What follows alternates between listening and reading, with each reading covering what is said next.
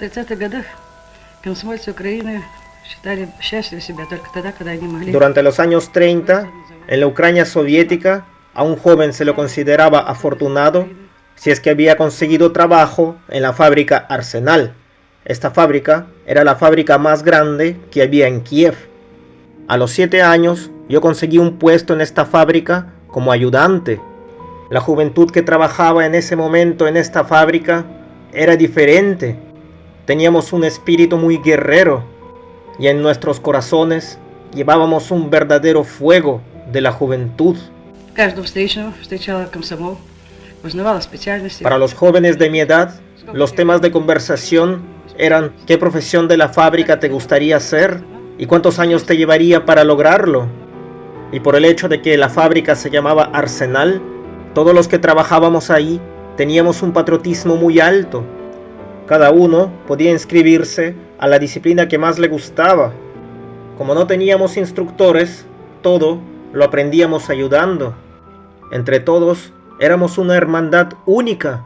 Los mayores, por el día, iban a cumplir su deber con el ejército y por la noche volvían para instruirnos en nuestras nuevas tareas, así como también nos mostraban lo que les habían enseñado en el ejército. Y así fue como en la fábrica se formó el grupo de francotiradores juveniles. Так была создана планерная школа на заводе. И каждый из нас... Los adultos nos enseñaban la disciplina militar del ejército a todos los menores que trabajábamos en la fábrica, y cada uno se dedicaba a lo que más le gustaba. Después de un año terminé la especialidad de soldadora. Posteriormente obtuve el permiso para trabajar en las máquinas de la fábrica, y no sé por qué, en ese momento me nació el deseo de ser francotiradora. Para mí es una pregunta difícil hasta ahora. A mí siempre me ha gustado ser muy certera, desde mi trabajo hasta mis cosas cotidianas. La escuela de francotiradores en la fábrica era separada por años. Una vez acabada la escuela de la fábrica, teníamos derecho a ingresar a la escuela de francotiradores de la ciudad de Kiev. Los directivos de la fábrica escogían a los alumnos más destacados para recomendarlos en los institutos en las disciplinas donde estos se desarrollaban. Muchos de los trabajadores eran enviados a institutos especializados en diferentes disciplinas. A mí me enviaron a estudiar a la Universidad de Kiev durante 3 años. Allí ingresé en el año de 1937 y en el 39 terminé mis estudios de francotiradora. Y después pasé el examen delante de un consorcio militar especial. Una cosa es disparar en delante de tus instructores y otra cosa es disparar delante de personas muy especializadas, mayores y estrictas. Cabe destacar que en este examen no se pasaba por alto ni la más mínima falla. Después de recibir el diploma, algunos seguían trabajando, otros seguían estudiando. A nosotros, los francotiradores, nos prohibían ir a las ferias o a los clubes de tiro, ya que para un francotirador soviético era muy fácil llevarse todos los premios de la feria, así como también se nos pedía que nuestra identidad sea confidencial. Hasta ahora recuerdo a nuestro comandante cuando nos dijo: compañeros, esas niñerías no son para ustedes. Когда началась Великая Отечественная война, Cuando empezó la Gran Guerra Patria, muchos pensaban que había suficientes francotiradores en toda la nación. Todos ellos se presentaron como voluntarios los primeros días de la guerra. Tengo que afirmar que los muchachos de esa época lo hacían de manera verdadera, por el ansia de defender a su patria. No querían ningún honor y ninguna gloria, y todos iban al frente por igual. Y este sentimiento patriótico lo podemos ver en todos los ámbitos del ejército, desde el comienzo hasta el final de la guerra. Y así, los francotiradores participamos en la guerra, hombro a hombro, con todos por igual. En nuestros regimientos participaban tanto hombres como mujeres, y ningún género tenía ningún privilegio, y los pelotones nos agrupábamos de acuerdo al comandante y por afinidad.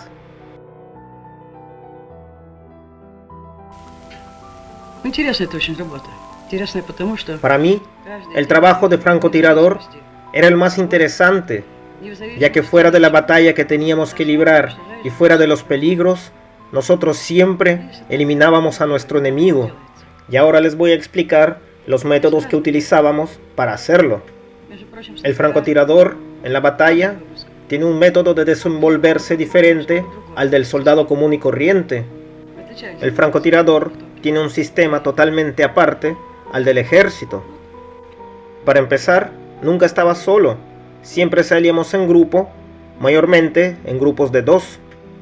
El primer método que utilizábamos los francotiradores lo llamábamos el método de cacería. En el verano sales a las 4 de la mañana con tu compañero también un francotirador, esto para que te ayude a localizar mejor los objetivos y en el caso que fuera necesario te guarde la espalda. Salíamos varias parejas de francotiradores echados en tierra de nadie a una distancia de 200 o 300 metros y empezábamos a divisar nuestros objetivos. Una vez en nuestras posiciones estaba prohibido hablar, fumar, silbar y peor aún moverse. En pocas palabras, no se podía hacer nada. Y así estábamos todo el día hasta el anochecer a las 9 o 10 de la noche. En el transcurso de este tiempo, un francotirador soviético podía matar de entre 5, 3 o a veces hasta ningún nazi. Todo esto dependía de cuántas figuras en movimiento podíamos divisar de nuestros enemigos. En pocas palabras, dependía de cuánto el enemigo se moviera y de qué rango tuviera este, ya que no acostumbrábamos dispararle al primero que viéramos. A veces teníamos en la mira a pelotones de soldados nazis, pero no les disparábamos porque buscábamos unos rangos en particular. En primer lugar estaban los observadores, ya que de ellos dependía a dónde atacarían los bombardeos de artillería del enemigo. Los observadores de la Wehrmacht eran como los ojos del ejército, ya que podían llamar a los bombardeos de artillería en cualquier momento. Por eso, eran los primeros que eliminábamos de todo el tumulto de nazis que teníamos en la mira. En segundo lugar, eliminábamos a los radistas, ya que de ellos dependía las órdenes que se tenían que tomar para los pelotones y soldados comunes y corrientes. Los radistas mayormente eran soldados comunes y corrientes que conectaban a los oficiales de los pelotones normales con el comando de la Wehrmacht. Y al final eliminábamos a oficiales, ya que estos podían tomar decisiones propias. Estos nunca estaban en la primera línea del frente, siempre estaban en la segunda y mayormente en la tercera, pero igualmente los eliminábamos. Por eso era muy importante eliminar a los radistas antes, para desconectar a los soldados que estaban en la primera línea del frente con el centro de comando. Cuando veíamos a un radista corriendo, sabíamos muy bien que este no solamente quería conectar el cable del teléfono con el comando central, sino que también llevaba documentos e instrucciones muy importantes que deberían ser entregadas lo más antes posible. Obviamente, ninguna de estas instrucciones llegó a tiempo. Entonces, la cacería era el primer tipo de trabajo que teníamos los francotiradores en el frente. Второй вид работы, снайперская, это снайперская дуэль. El segundo método de trabajo era el duelo entre francotiradores. Para empezar, a un novato nunca lo mandarán a un duelo de francotiradores. Siempre mandaban a alguien más experimentado y que ya haya disparado en batalla. Bajo esas circunstancias, se mandaban a francotiradores para la caza de otros francotiradores. Solamente para encontrar a tu enemigo, mayormente se necesitaban 48 horas, en donde tenías que estar en un solo sitio sin moverte y en busca de tu presa. En estos casos, nadie te decía que tenías que esperarlo durante 48 horas. Tú sabías que tenías que esperarlo y al final, una vez caída de la noche, él mismo se dejaría ver en la línea del horizonte, y una vez al alba ya sabías dónde encontrarlo. Después tenías que comprobar tu teoría, ya que en el caso de los francotiradores tenemos solamente un tiro, y si fallas este tiro, estás muerto. Siempre tendíamos trampas, y en ocasiones más de una, para comprobar que habíamos encontrado a nuestro enemigo. Si él cayó en tu trampa, tú saldrás victorioso. Si tú caes en la de él, no vivirás para contarla. Una vez encontrado tu enemigo, enfocas la mira en él. Puedes ver el color de su cabello, el color de sus ojos, hasta puedes adivinar cuántos años tiene. una vez que sabes dónde está la posición de tu enemigo, esperas al día siguiente, ya que el momento de disparar aún no ha llegado, ya que te encuentras a aproximadamente 400 o 500 metros del objetivo. A esa distancia, el margen de error es de entre 15 a 20 centímetros. Para el tiro de un francotirador, esto puede significar la vida o la muerte. Entonces sigues esperando 2, 4, hasta 8, 10 horas.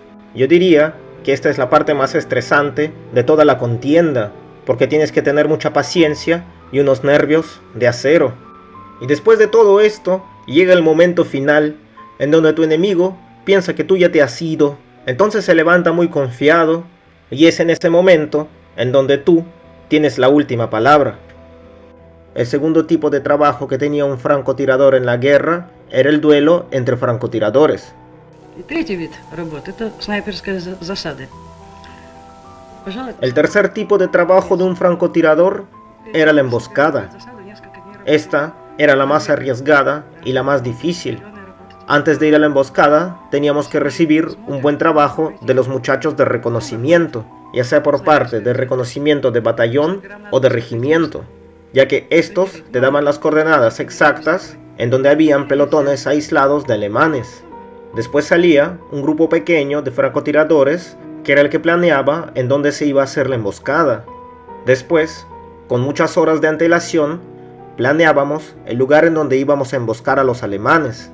Y una vez resuelto todos estos problemas, enviábamos a un grupo de no más de 7 francotiradores a la emboscada. Normalmente éramos 5.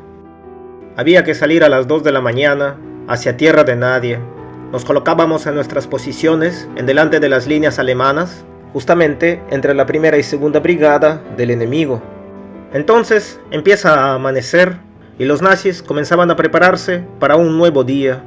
Siempre detrás de la primera línea del frente, los alemanes tenían en la segunda brigada mucho más movimiento. Como allí estaba la cocina, todos venían para desayunar.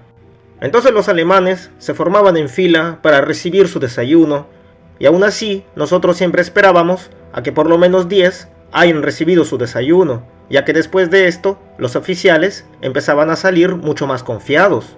Y aquí tienes que entender bastante de la psicología de tu enemigo. Nosotros hacíamos que los alemanes entren en emociones fuertes y así pierdan la razón. Del grupo de los francotiradores solamente disparaban 2, ya que el resto se encontraba como apoyo o como observadores para evitar ser descubiertos. Cuando todo estaba listo, efectuábamos 2 disparos. Los alemanes empezaban a correr como locos, buscando en dónde refugiarse, y no sé por qué, siempre nos confundían con partisanos, pese a que teníamos una metodología de operar diferente. Siempre pensaban que nuevamente habían sido emboscados por partisanos. En ese momento en que los alemanes entraban en pánico, nosotros cambiábamos nuestras posiciones. Para esto, ya habíamos planeado de antemano hacia dónde iríamos. Nuestras nuevas posiciones siempre se encontraban a 100 y no más de 150 metros desde donde habíamos disparado primeramente. Después de 10 o 15 minutos, los alemanes recién empezaban a reaccionar. Estos salían de sus escondites y comenzaban a reagruparse. Como había dicho antes, hacíamos que estos perdieran la razón, y siempre reaccionaban de la misma manera. Al quedarse sin oficiales, lo primero que hacían era tratar de buscar venganza. Entonces, mandaban a un grupo de sus mejores soldados al lugar de donde nosotros habíamos disparado primeramente. Entonces veíamos cómo estos salían muy envalentonados y armados hasta los dientes hacia no se sabe dónde. Una vez llegados los alemanes a la posición a la que nosotros queríamos, nosotros disparábamos, pero esta vez los francotiradores disparábamos de uno en uno por orden y no más de 5 tiros. Los alemanes empezaban a caer y empezaba la batalla. Los alemanes caían de uno en uno sin poder defenderse, mientras que estos seguían disparándole a aquel lugar que nosotros ya habíamos abandonado. Obviamente, del grupo de alemanes que había salido a atacarnos, no regresaba nadie. Después, cambiábamos nuestras posiciones y nos íbamos adentrando poco a poco hacia territorio enemigo, y siempre repitiendo la misma operación. Una vez caída la noche, teníamos solamente una manera de salir de tierra de nadie, así que nos parábamos y salíamos a toda velocidad. Normalmente, en una emboscada, cuando un grupo de francotiradores salía del territorio enemigo, por norma debía salir todo el grupo. Si algún francotirador era abatido, este o iba a cojear o se iba a ir gateando, pero siempre todos salíamos juntos. Cada francotirador estaba preparado psicológicamente para no ser atrapado, cueste lo que cueste. Si alguno era alcanzado y moría en el campo de batalla, entonces todo el grupo de francotiradores entraríamos en batalla y después nos llevaríamos el cuerpo con nosotros. Y si en la batalla alguien más moría, igual teníamos la obligación de llevarnos a todos con nosotros. Para los francotiradores soviéticos estaba prohibido dejar el cuerpo de su compañero francotirador tirado en el campo del enemigo. Estos eran órdenes muy estrictas para los francotiradores, pese a que no estaba en el reglamento, pero para nosotros era un código de honor, y siempre lo cumplíamos de forma rigurosa. Ну вот, и еще такой вид работы снайперской есть. También hay un método de trabajo que tienen los francotiradores, es cuando el francotirador ejecuta ciertos trabajos de apoyo. Tenemos el trabajo de guardia. Cuando, por ejemplo, un grupo de reconocimiento volvía del territorio enemigo, el francotirador los acompañaba como guardia para evitar que estos fueran seguidos por los alemanes. Интересно, гитлеровцы Un dato muy interesante es que los nazis estaban muy ofendidos con los francotiradores del Ejército Rojo por las batallas de Sebastopol y de Odessa. Lo que había pasado era que los francotiradores alemanes perdían en sus duelos con los francotiradores soviéticos. Entonces, el alto comando alemán decidió mandar a francotiradores ases para su venganza. Cuando por primera vez escuchamos que los alemanes habían mandado a sus mejores francotiradores ases para vengarse de los francotiradores soviéticos, al comienzo no les creímos. Cuando por segunda vez escuchamos a los alemanes, prácticamente con pompa y comparsa, que habían mandado a sus mejores francotiradores hacia nuestra región, nosotros decidimos ir a comprobarlo. Otro dato curioso es que el tercer día escuchamos por la propaganda alemana que los ases alemanes ya estaban eliminando a los francotiradores soviéticos cuando ni siquiera los habíamos visto. A mí personalmente esto me ofendió muchísimo. Nuestro comandante del pelotón de la 8ª Brigada Marítima, 2 veces héroe de la Unión Soviética y francotirador de frontera Vasiliev, con él decidimos ir a conocer a nuestro nuevo enemigo. Así que estuvimos esperando más de un día a estos nuevos ases francotiradores alemanes. Así que esperábamos y esperábamos. ¿Dónde está este as? Después de haber caído en nuestras trampas, descubrimos en dónde estaba oculto el francotirador alemán. Así que nuestros muchachos decidieron atraparlo con vida. Para esto, ellos sabían cómo atrapar a cualquier soldado sin que éste se diera cuenta hasta que haya sido muy tarde. Cuando vi por primera vez al francotirador alemán, este estaba caminando muy tranquilo, sin sus armas, siendo prisionero de nuestros francotiradores. Una vez que lo trajimos hacia nuestro territorio, le pedimos que nos diera su agenda de francotirador. Cuando lo vimos por primera vez, estaba escrito 502. Después, cuando la abrimos, había un número de 501, después habían 2 puntos muy bien marcados y luego un número 1. Nuestro comandante le preguntó, ¿de dónde tienes la cifra de 501? ¿Que en qué región había combatido y cuántos soldados soviéticos había eliminado? Y que si esto había sido en batalla. Al final, resultó que este francotirador alemán había estudiado en la escuela de francotiradores y después había trabajado en un campo de concentración como verdugo. Por eso, en su libro de francotirador tenía la cifra de 501 bajas. Y ahí nos dimos cuenta que lo que teníamos enfrente no era un as, sino un asesino. Yo hasta ahora no entiendo cómo es que un francotirador le puede disparar a un hombre desarmado, o peor aún, a ancianos, mujeres y niños.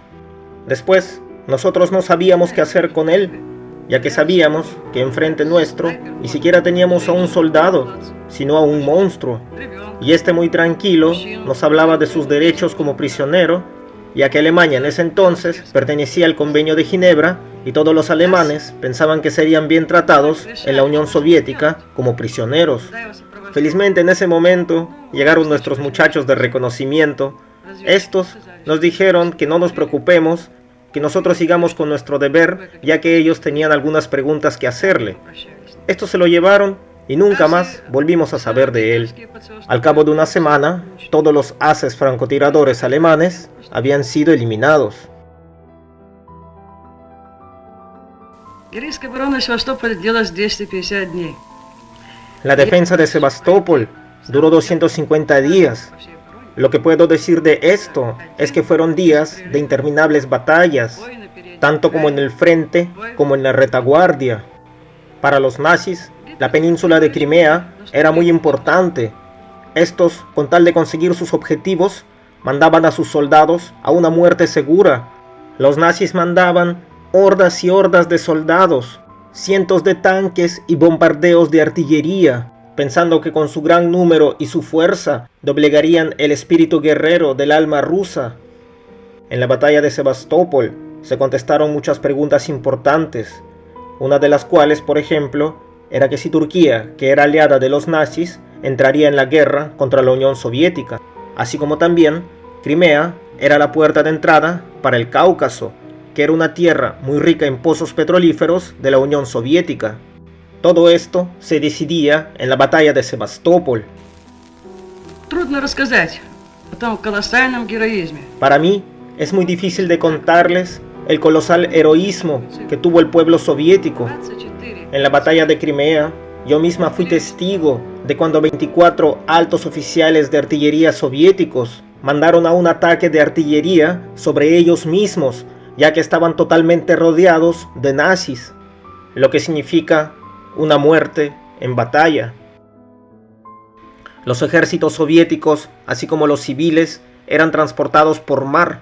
Ya casi al final nos fue imposible seguir haciendo esto, ya que los aviones de la Luftwaffe evitaban a toda costa que se siga transportando gente de la península de Crimea.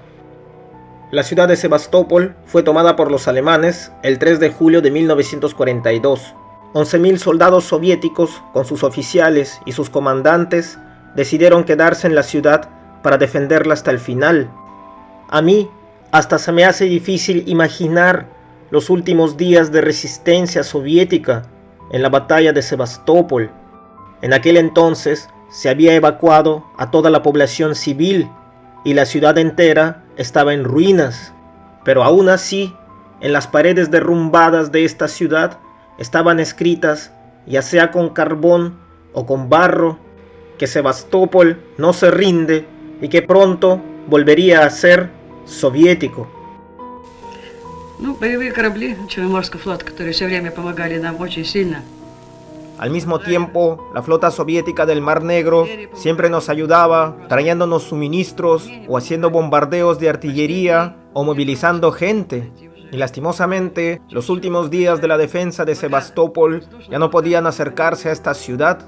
Habían sitiado toda la ciudad y bombardeaban desde el aire a todos los barcos que intentaban de acercarse. La ciudad de Sebastopol fue dada a los alemanes el 3 de julio de 1942. Sin embargo, según las cifras soviéticas, cerca de 11.000 oficiales se quedaron en Sebastopol para defenderla hasta el final. El resto de los soldados fuimos movilizados hacia la retaguardia, mientras que mi regimiento de la división número 34, que ya éramos de guardia, fuimos enviados hacia el Cáucaso, hacia la región de Bielagrine. Вот один из дней боев меня вызвал командующий Северокавказским фронтом маршал Будённый. Un día, el mismo mariscal Budionov se me acercó y me dijo que tenía que viajar hacia Moscú. En ese momento, más no me dijo. A mí, con mi rango de teniente, lo único que me quedaba era decirle sí señor y pedirle permiso para retirarme. Самолет был последний. A Moscú, yo volé en el último avión que voló desde Krasnodar hacia Moscú, ya que en esos momentos la ciudad se preparaba para la defensa de Krasnodar. Una vez llegada a Moscú, el segundo día, me enteré que había sido elegida para pertenecer a la delegación juvenil de la Unión Soviética que representaría a la nación en la Asamblea Internacional Juvenil de Estudiantes que se haría ese año en los Estados Unidos. Para mí esto fue una sorpresa, y siéndole sincera, fue una sorpresa muy amarga, ya que en ese momento lo que más necesitaba nuestra nación era que se abriera el segundo frente en Europa Occidental y ninguna Asamblea Internacional de Estudiantes. Así que nosotros volamos un total de 3 personas. Por parte de Moscú, Nikolai Krasavchenko; por la ciudad de Leningrado, el ya héroe de la Unión Soviética, el francotirador Vladimir Pitirensev, y yo. Así que fuimos mandados en un avión por la ruta sur a través de Teherán hacia los Estados Unidos. Y ya que en el avión volaban representantes mucho más importantes en aquel momento, en más de una ocasión durante el vuelo, casi no perdimos el avión. Pero al final, después de todos los imprevistos, llegamos a la Asamblea Internacional a tiempo. En aquel momento, la asamblea la presidía el mismo presidente de los Estados Unidos, el presidente Roosevelt, y después nos fuimos en tren hacia Washington y llegamos a las 6 de la mañana. En ese momento, nosotros no esperábamos que nos recibiera absolutamente nadie. Pensamos que nosotros tomaríamos nuestras maletas y nos iríamos a descansar, pero para nuestra sorpresa, toda la estación de tren estaba llena de estudiantes que venían a recibirnos. Estos estudiantes eran de todas partes del mundo, y ellos venían para saludarnos, ya que nosotros representábamos al Ejército Rojo, ejército que en aquel momento se enfrentaba en un duelo a muerte en contra de las hordas nazis. Después de una pequeña presentación en la estación de tren, fuimos llevados a la Casa Blanca, y durante todo un día nosotros fuimos los visitantes ilustres de la Casa Blanca. A nombre de Eleanor Roosevelt, nosotros fuimos recibidos por la señora Pratt, y a nombre del presidente Roosevelt, fuimos recibidos por su ayudante personal. Después, durante el desayuno, recibimos un telegrama directo del presidente con su esposa, en donde nos saludaban y nos decían que estaban muy ansiosos de poder reunirse con nosotros. Y al final, esta reunión sucedió. Recuerdo que la primera vez que los vi fue en un congreso en donde había bastante gente. Durante esta aglomerada reunión, recuerdo que el mismo Roosevelt se acercó y me dijo: los Estados Unidos le deben honores al pueblo de la Unión Soviética y al Ejército Rojo, y efectivamente es el Ejército Rojo el que está salvando al mundo del nazismo.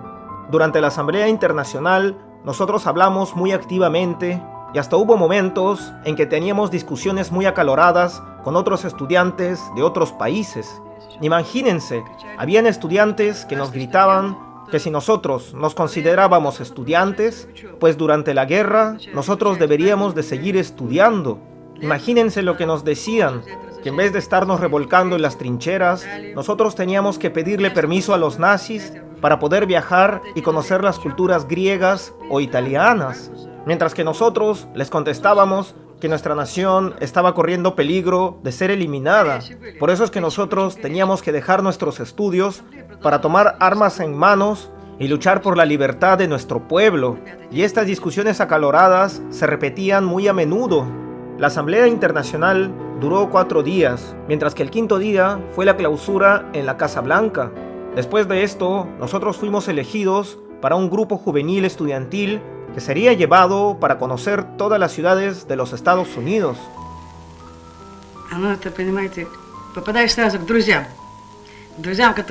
Y hasta ahora yo puedo decir que los mejores recuerdos del país de los Estados Unidos los obtuve cuando visité las fábricas, ya que apenas haber llegado, se puede decir que me sentía como en un entorno familiar. Los obreros de las fábricas estadounidenses eran gente que nos entendían y que nos apoyaban. Y después de nuestras visitas que nosotros hacíamos a estas fábricas, el mismo Consejo de Trabajadores de estas fábricas le enviaba cartas al presidente Roosevelt pidiéndole abrir un segundo frente para apoyar a la Unión Soviética. Durante mis viajes por los Estados Unidos, también tuve que estar en Hollywood. Y siéndole sincera, no puedo decir que ese lugar me haya sorprendido mucho. Y hasta hoy en día no puedo decir que Hollywood haya sido un lugar en donde yo haya visto cosas muy grandiosas.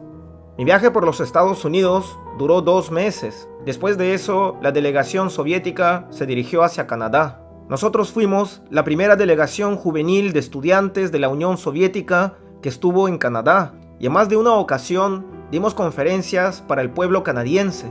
Después de eso nos llevaron hacia Inglaterra, que en ese momento se consideraba el Congreso más democrático del mundo, mucho más democrático que la Asamblea Internacional Estudiantil a la que nosotros habíamos asistido, ya que tenía representantes de todo el mundo. Aparte de todo esto, también tenía representantes del ejército, así como también representantes de la clase obrera. Y en Inglaterra, al igual que en la Asamblea Estudiantil Internacional en Estados Unidos, tuvimos que lidiar en más de una ocasión con las preguntas provocativas que nos hacían. Estas preguntas lo único que trataban de hacernos era sacarnos fuera de sí para ponernos en un estado emocional tenso. Hasta ahora recuerdo el discurso de los estudiantes ingleses que en vez de apoyarnos por representar a un pueblo que estaba luchando en contra del nazismo, nos atacaban con la idea de que en la Unión Soviética no había la libertad de profesar una fe y una religión, mientras que nosotros, siempre muy profesionalmente, le respondíamos que dentro de las leyes que había en la Unión Soviética, cada persona podía profesar la fe y la religión que quisiera, siempre y cuando ésta no perjudique a otras personas ni al Estado. Todos los viajes que tuvimos al extranjero duraron un aproximado de 4 meses y medio, y siéndole sincera, durante estos viajes yo me sentí mucho más exhausta que trabajando en el frente en mi puesto de francotiradora.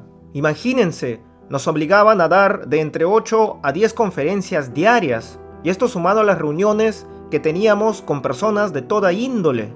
Y todo esto entre millones de preguntas que a veces eran acertadas, pero que la mayoría eran tonterías. Tanto así que hasta hoy en día se me hace muy difícil recordarlas, y siéndole sincera, tampoco me gustaría acordármelas.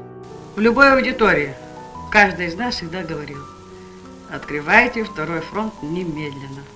Pero lo que sí puedo decir es que después de cada conferencia o discurso que dábamos, cada uno de nosotros siempre repetía: abran el segundo frente ya.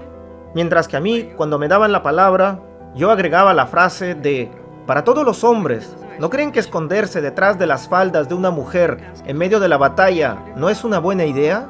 Si es que se hacen llamar hombres, claro está.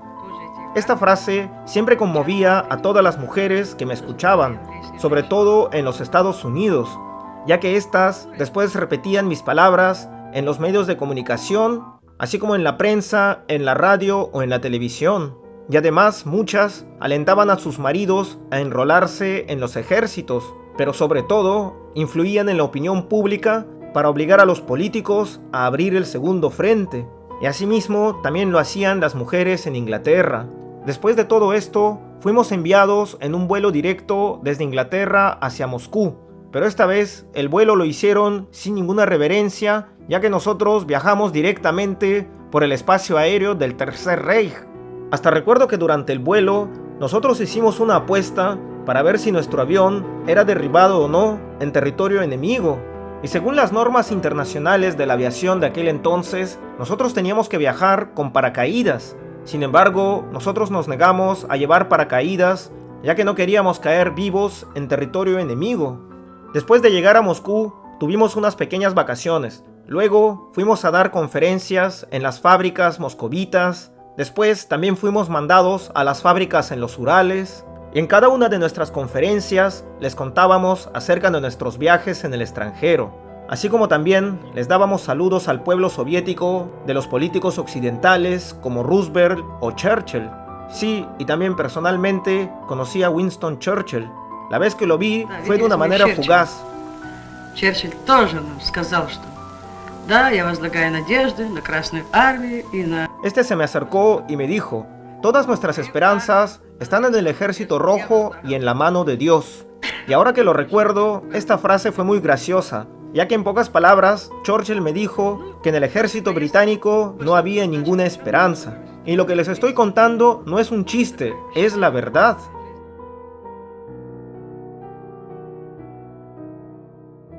Был такой счастливый момент в моей жизни, когда меня неожиданно пригласил к себе Иосиф Виссарионович Сталин. Y después de todos nuestros viajes que tuvimos por el extranjero y en la Unión Soviética, puedo decir que tuve uno de los momentos más felices de toda mi vida, cuando un día de repente me llegó la invitación para conocer a Iosif Vissarionovich Stalin. Y aquí voy a contarles con detalles toda la reunión que tuve con él. En primer lugar, puedo decir que fue una reunión muy abierta y de primera instancia me pareció una persona muy simple y sincera. Y hasta ahora recuerdo la primera pregunta que él me dio. Él no me preguntó por mis viajes en el extranjero, ni mucho menos acerca de los políticos occidentales. Esto a él no le interesaba para nada. Lo que a él más le interesó en ese momento era la defensa de Sebastopol. Me preguntó acerca de la situación, acerca de las batallas, y lo más sorprendente, que me preguntó por la gente, así como también me preguntó por los soldados que conformaban mi regimiento de francotiradores. Hasta ahora recuerdo cómo estábamos sentados en el último extremo de la mesa y yo le contestaba todas sus preguntas. Y cuando lo miraba a los ojos, me daba cuenta que era una persona que entendía acerca del trabajo de los francotiradores. Por eso yo puedo decir que todas mis respuestas fueron de manera abierta y muy sincera. Mi reunión con Stalin duró un aproximado de 50 minutos y durante toda la reunión nadie nos interrumpió. Yo estaba con mi uniforme y estaba con mis armas. Hasta ahora recuerdo cómo los guardias de Stalin me dejaron entrar con mis armas. Y después de un mes de mi reunión con Stalin, tuve una visita de los agentes de la NKVD. Pero de esta visita yo les hablaré en otro momento. Después de esto, fui enviada a trabajar como instructora de alto rango para comandos de élite de francotiradores y luego para entrenar al ejército de paracaidistas del Ejército Rojo. Y allí seguí hasta 1944, cuando me dieron unas vacaciones. Durante las vacaciones decidí volver a los estudios, ya que recordemos que yo me fui al frente sin haber terminado mi carrera universitaria. Así que yo decidí volver a la universidad para licenciarme. Y después de todos estos altibajos de mi vida, yo volví nuevamente a mi pupitre de estudios, a las clases y a los exámenes, y a todas las obligaciones que tienen los estudiantes. Al final me recibí en 1945 y después de un corto tiempo, nuevamente volví al ejército. Pero esta vez me mandaron a trabajar como instructor de francotiradores para la Armada Naval. Quiero invitarles a todos a inscribirse en mi canal de Telegram, ya que lastimosamente la censura no me permite mostrar cierto material gráfico que me gustaría compartirles. Por eso les invito a todos a inscribirse en mi canal de Telegram para directamente tener noticias de este canal. Si este video te ha gustado, coméntalo y compártelo, así como también no te olvides de darle el pulgar arriba y darle a la campanita. Yo soy Alex Star y esta ha sido otra historia real del Frente Oriental en la Segunda Guerra Mundial.